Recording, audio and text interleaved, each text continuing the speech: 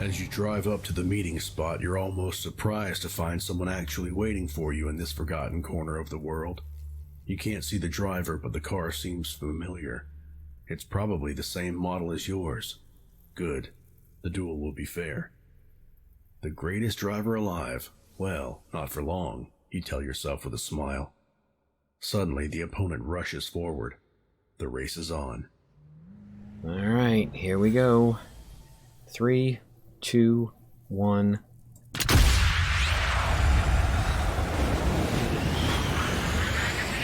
Performing the duties of his office. Digby C. Caesar.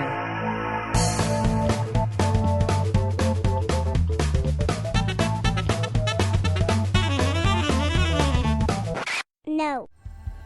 Well, hey everybody, thanks for stopping by. I am Digby, and today we are back in Headed Out, where we are pretty close to Dallas, Texas, and our final showdown with the Ultimate Racer guy. Now, when I actually started this game, in fact, hold that thought, I'll show you what I'm talking about here. Yeah, if we go to the main menu, yes please. Yeah, see, when I go to load my save game, it says we're only on Act 1, and if this wheel is the thing to go by, there should be 1, 2, 3, 4 actual acts that we have to go through. I mean, it would make sense, because we've got other cars we can unlock as well. But, alright, let's get back to the race. Yeah, I kind of wonder, since there's, like, blips on the map out here, maybe the Act 2 is this section of the country, and Act 3 is this one, and Act 4 is, like, California to Washington or something? I mean, it would be kind of funny if it actually ended in Los Angeles. But, alright, well, first things first, Digby. We gotta get through Act 1, which means we need to pick a place to go, and actually survive long enough to get there. Now we've got Little Rock, Arkansas, which only has one, like, conversational thing in between us and it. There we go. I can talk, I promise. I say that. I just got done recording The Long Dark, and I was talking a lot in that one, so... So, yeah. Little wonder my voice is a bit sketchy at the moment. Anyway, back to reality. We can go to Little Rock, or we can go to Jackson, Mississippi. And if we go to Jackson, we're going to have a radio thing, and then we're going to have an event, and then we're going to end up Mississippi. I mean, whichever one we pick, the next stop is probably going to be Dallas. And it looks like the Fear is right behind us where we are, but we should have time to actually get to Jackson if we want to go that way. And we'll definitely have plenty of time to get to Little Rock if we want to go that way. Alright, you know what? I think we're going to go for the extra event and kind of assume maybe there's not a whole lot between there and there. And we're just going to head for Jackson, Mississippi.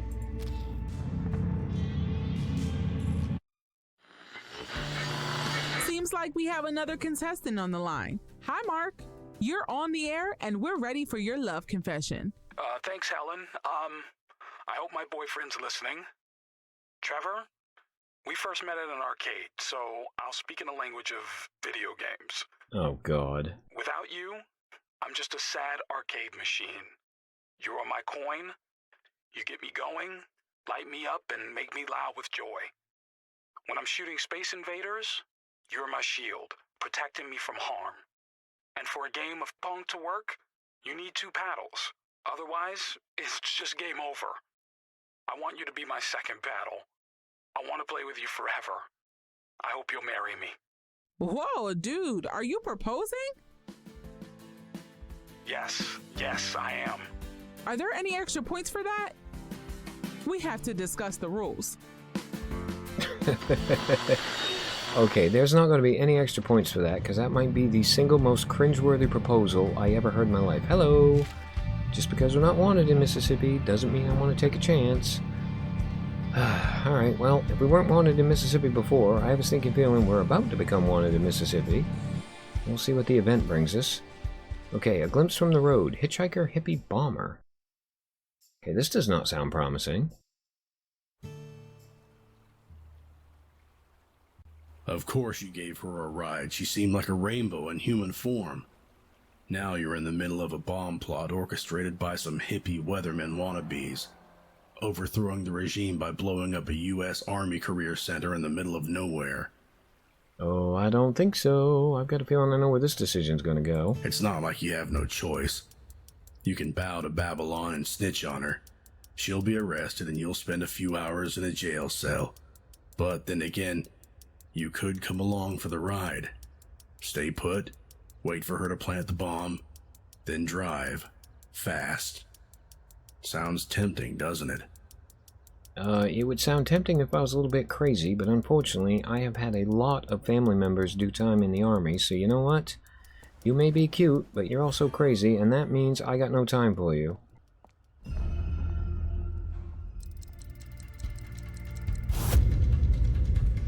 Oh no, the fear's caught up to us. Alright, well that's fine. We know how to deal with the fear.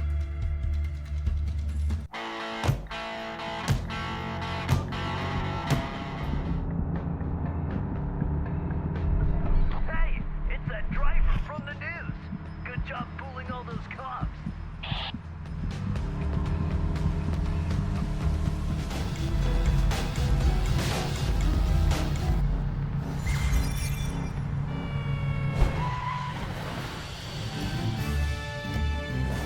We're looking at another dust storm today. Dust, hail, and rain are all expected. The cloud is traveling south through the desert at 120 miles per hour. Our ground crew reports that visibility inside the storm is reduced down to 0, so take care of yourself out there. This weather phenomenon forms during the summer months when a wall of thunderstorms pushes powerful winds over the desert. While sandstorms are not unusual this time of year, experts say this is a major one.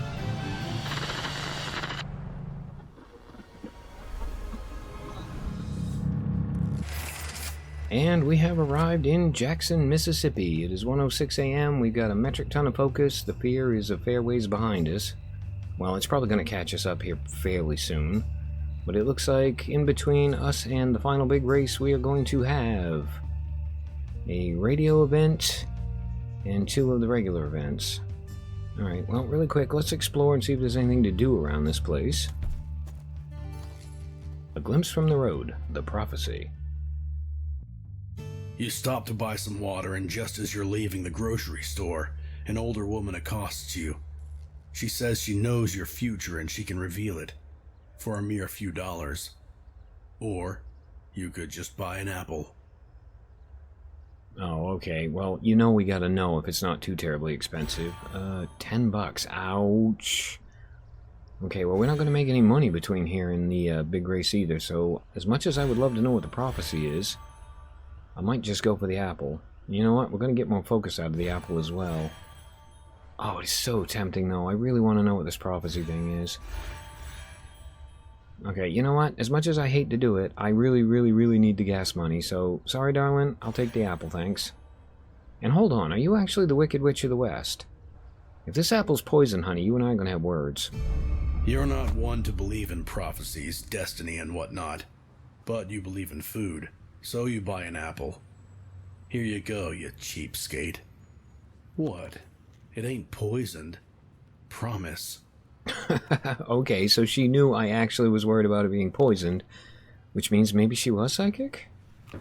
Tell you what, that was kind of cool, but kind of creepy as well. Alright, well, end of the day, we got an apple. That's all good. Okay, now, repair. We're 3 things down. How much time is that going to take? Okay, yeah, see, if we'd spent the $10, we would only had $4 left, and that's not terribly good. Okay, we'll take 1 hour to repair everything. We can't actually rest, but we don't need rest anyway, and I feel like that's not going to let the fear catch up to us too much, so yeah, let's just do that.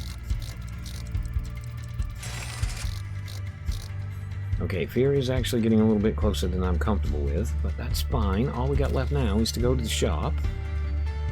Okay, we can do repair, we don't need to worry about. Duct tape actually is a repair thing as well. Today's newspaper is focus per fame level, and our focus is full anyway. Okay, so the 2 things we can buy are the 2 things we don't need. Perfect. Alright, on to the radio event, and let's hope it's not completely silly.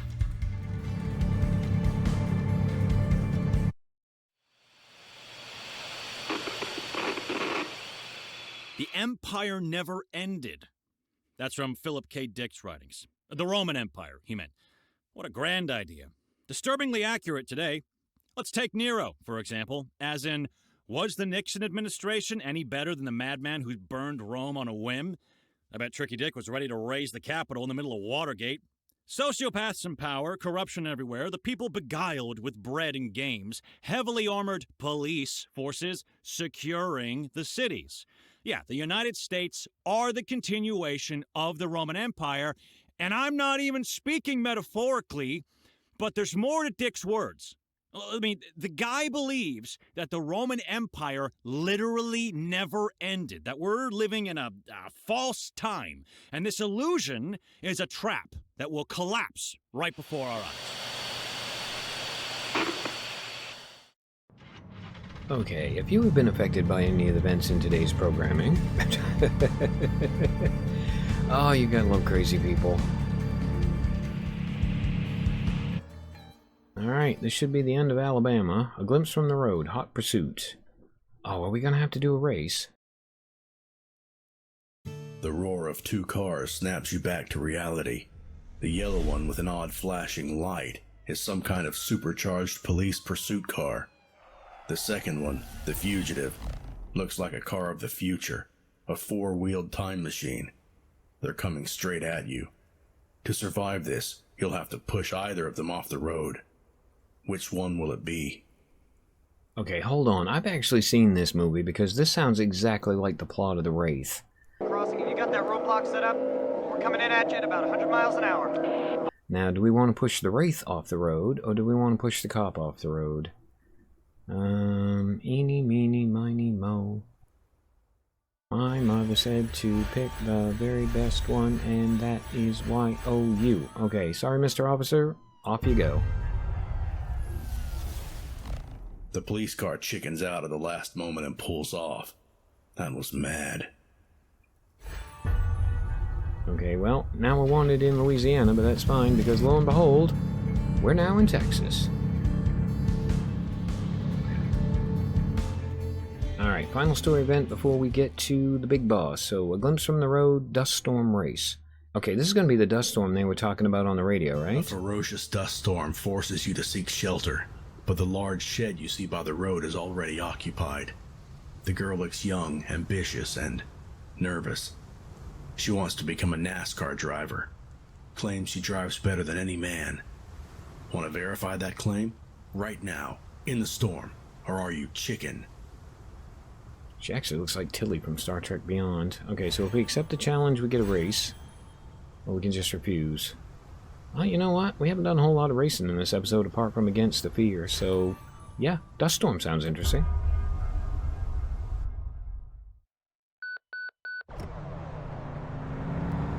Okay, well, I'm not seeing much of a dust storm, and this feels like it might actually be a pretty good opportunity to test the theory that we don't actually have to go that fast. We only have to go slightly faster than our opponent. So yeah, let's not worry about trying to catch up to him that quickly. And take it nice and slow, nice and easy, kind of stay in control, make sure we don't hit anything head on. Just kind of try and gain on him little by little by little. I mean, we're only at 12%, we are slowly but surely catching up. Okay, a little bit of a drift there, that's fine. Slightly off-road. And that worked out absolutely perfectly because she just rear-ended that bus. Alright, goodbye, NASCAR lady. Pretty much all I gotta do now is stay ahead of you. Hey folks, I just saw the jackalope. Lucky me. Yes, dude, you're incredibly lucky. Now here's to hoping I'm actually luckier than her. Yeah, I want to get around you, please and thank you. I want to get back in my own lane, thank you. She's 122 seconds behind and is slowly but surely gaining. Although I feel like with the twisty road coming up, she's probably going to drop a ways back here in a second. So you know what? Let's just focus on driving. Let's just focus on getting around the curvy bit here. Let's just hope our handling is way better than hers. And yeah, let's get to the finish line. That's the speedster, the interstate jackalope. Holy smokes! I love they call me a speedster. I'm only doing about 80 something at the moment because she's still 148 seconds behind me, which is probably way more time than we need to win, even though we are only at the 45% mark on the song.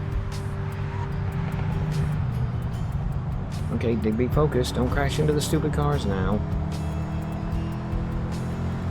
Okay, get it back on the road. Let's get around this corner. Let's not hit the bus. And let's just start driving smart.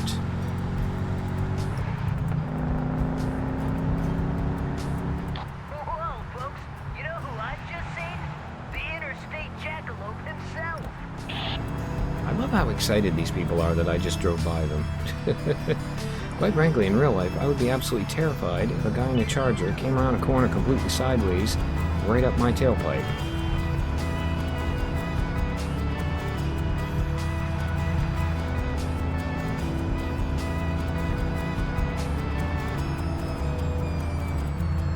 Hello, Mr. Station Wagon. You don't mind if I just very slowly, carefully, and casually pass you, do you? Hey, it's that driver from the news.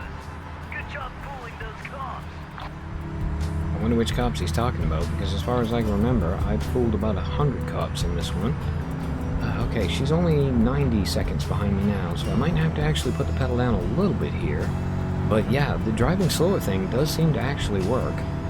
Which, I mean, I don't know why I'm surprised by, because yeah, the person who makes the least amount of mistakes is always going to win the race.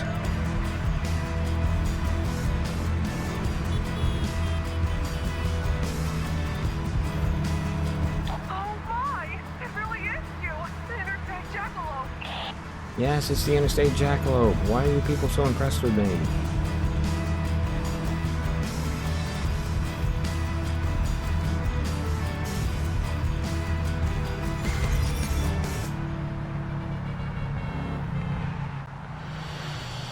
That girl Riley from the Rainbow Revolution station? Yeah. I don't know what to think about her. People say she's a punk, bad influence. But that girl, she's as sharp as a needle. Did you know that she's just 19 years old? Truth be told, she reminds me of my daughter in a very strange, kind of twisted way. Haley's got that brilliant imagination too. She sees things in a unique way. Yeah, I see her in Riley. Except for the bad language, drugs, and all the sex, and being, well, gay. Which I don't have a problem with, and if Haley would one day tell me, it would be hard, but it shouldn't be, you know? Okay, I don't know who's crazier, the dude that barricaded himself in his studio or that lady. I'm pretty sure ain't neither one of them got their bolts all that tight. Okay, you can't touch this. Win any race without taking damage. Yeah, it turns out as techniques go, the let's try not to screw up and not push it too hard is actually probably the smart way to do it. Okay, we got $7. We got car condition went down slightly, but we got a lot more fame. Girl sure knows how to drive, but you're still a better racer. Absolutely we are. And that is the end of the cops. That is the end of the racing events, and it would appear our next stop is the big one.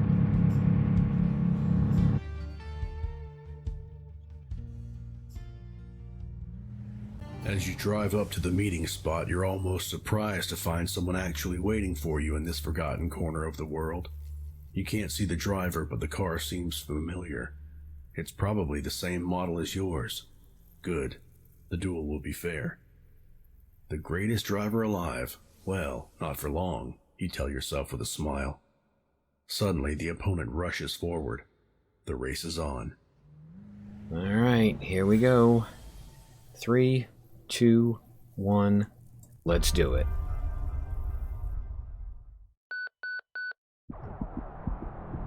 Okay, since this is the final race, and we seem to be racing the pier at exactly the same time, I think what I'm going to do is I'm going to do this one a little bit differently, and I'm going to actually focus on what I'm doing. I'm going to not do any commentary. I'm pretty much going to crank up the music, because YouTube doesn't seem to mind it anyway. And then, yeah, just sit back and enjoy the race, and I will see you guys, hopefully, after I win it.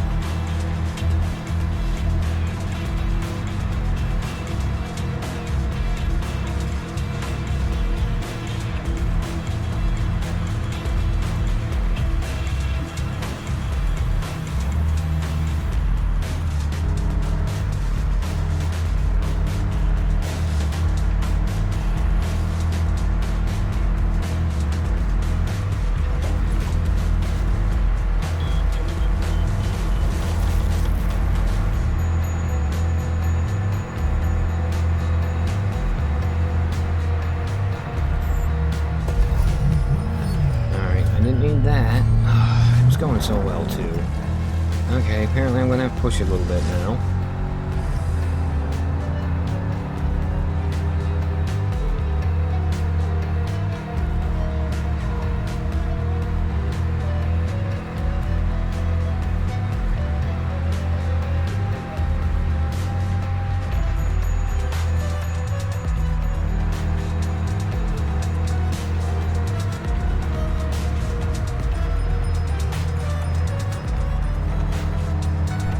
We're gonna pass. Here we go.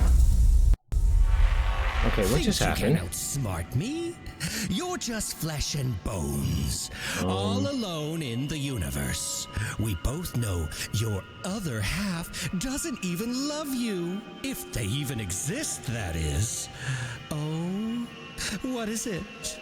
You dare to disagree? Think someone can love you? Come on. We both know that's impossible. Alright, whatever you say, Rorschach. Where did my opponent go? Hello? What? Wait, what just happened?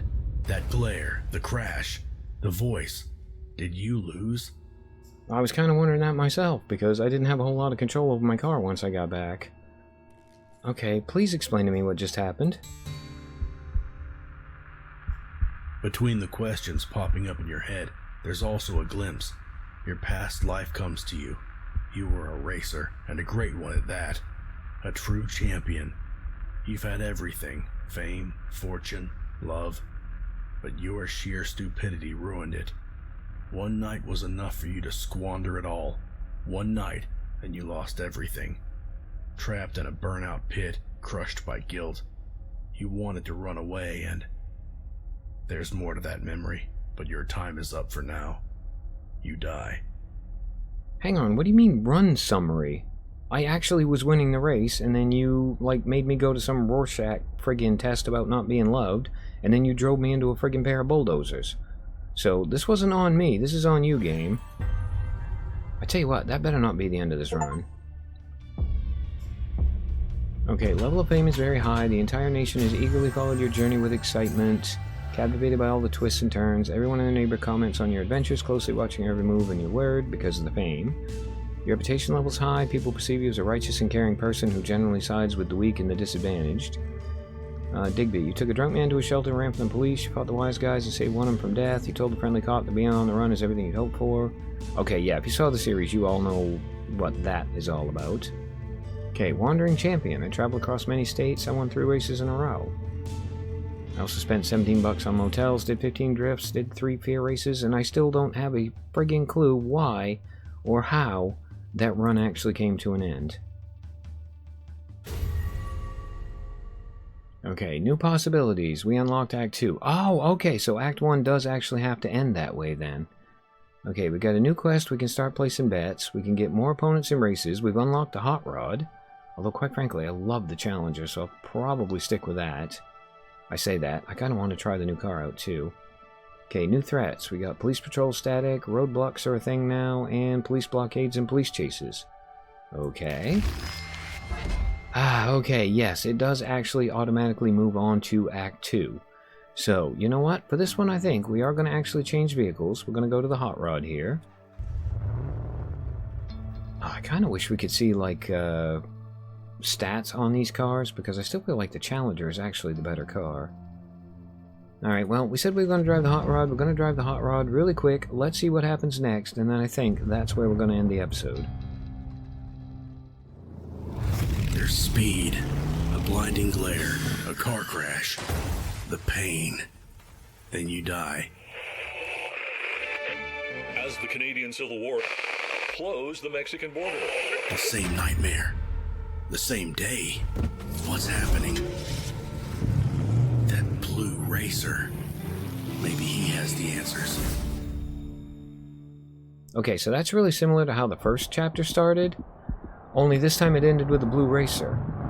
Oh, and apparently it's a fear race, and that's fine, because we already know how to outrace the fear, so I'll just take care of this really quick. I'm going to try and get used to the new car, and I will see you guys when we get to the map screen. Nope, apparently we are going to be starting this run in Angola. Same as we did last time. Oh, okay. Now we've actually got a lot further to go to get to the next racer. In fact, we've got to go all the way to Albuquerque.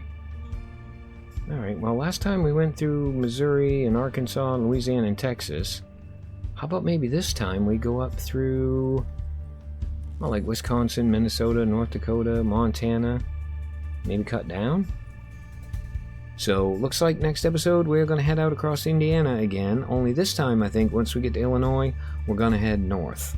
And on that, as always, I've been Digby. I thank you guys for stopping by. I really hope you guys enjoyed this episode of Heading Out. And yeah, I hope to see you for the next one.